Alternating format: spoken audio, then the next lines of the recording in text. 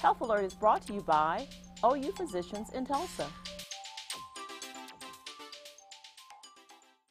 Hello, welcome to Health Alert. I'm Pam Butler. Today we're going to talk about gangs, and this is actually part 3. And joining me again is Marvin Blades. He's with the Tulsa Public Schools Campus Police, and you're also a former Tulsa police officer of 31 years. You retired. That's correct.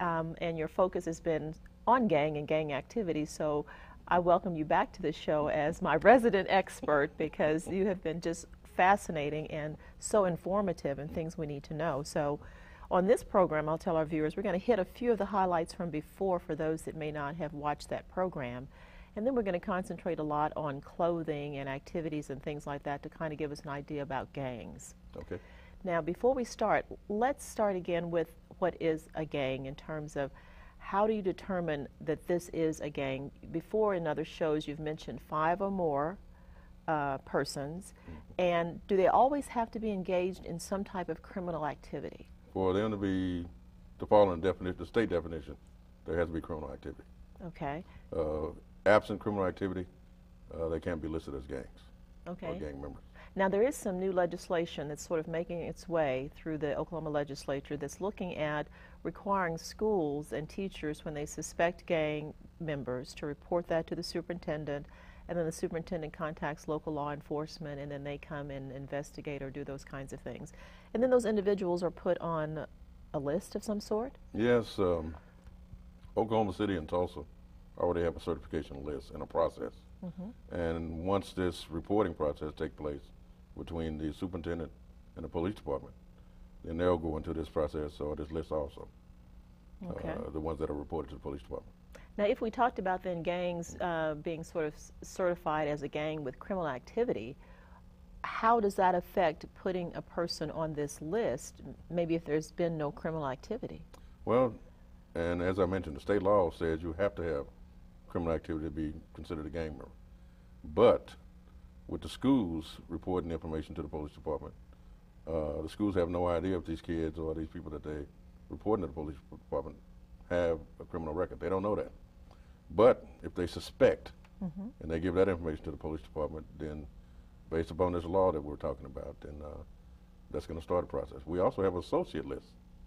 An associate list is a list of individuals who may not have criminal ties, but have been shown through field interview reports or other reports that they hang out with certified gang members. So that may be the way to get them in. So this could even be someone who is a relative that's hanging out with their cousin or something like this and not really in the gang and just want to be around their cousin, who could end up on this associate list? I mean, would it be that loose? It's possible. I'm not saying it will happen, but it is possible based upon the law that you mentioned and based upon what could happen if we don't keep control of what's going on. Okay, now we mentioned in a previous program too that in terms of where the state is now, there's no avenue for once a person gets on a list to get off the list. I mean, it may come later in a regulation or something, but it's currently not embodied within that legislation. Based on how Oklahoma City and Tulsa currently do that, is there a way for individuals to get off of the list? Not talking about this new state legislation that's being proposed, but what currently happens? In Tulsa and Oklahoma City, the certification process, if a person is on a list and they spend 1 year of not committing any criminal activity, then they're supposed to be moved to an inactive list. If they remain on the inactive list 1 year, then they're supposed to be removed completely off the list. That's where it's set up. Okay, now what about people who are going to jail, you know, for a year or more? Are they automatically taken off the list? Because we would hope in prison they're going to be inactive, although that may not always be the case. When the certification list process was originally came up with, it was designed to, once you go to penitentiary, you're taken off, or you go inactive. But what they found out is if you're a gang member on the streets, when you go to the prison, you continue to be a gang member, because there are prison gangs also.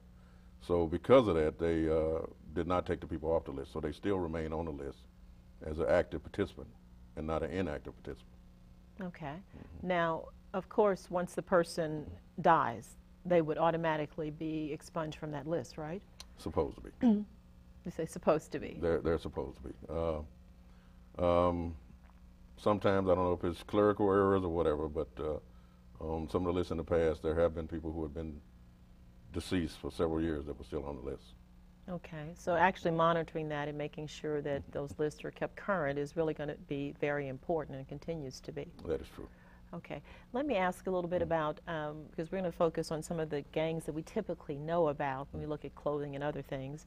I want to throw out here other kinds of gangs that we may not know as much about and get your input on that, like motorcycle gangs or things like that. Talk to me a little bit about the motorcycle gangs and what they do and what their focus is and what we would look for.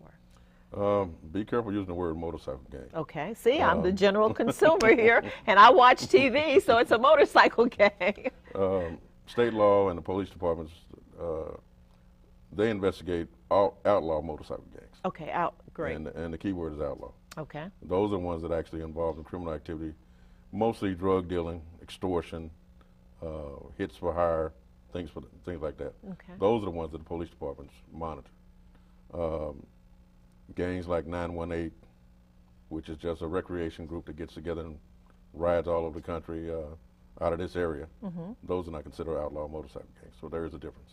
Okay, now when we look then at outlaw motorcycle gangs, do they, as we'll get into the other discussions of colors and things as we have in the past, do they have certain colors associated with them or certain type of paraphernalia that they associate that we would say fits this kind of outlaw motorcycle gang? They do.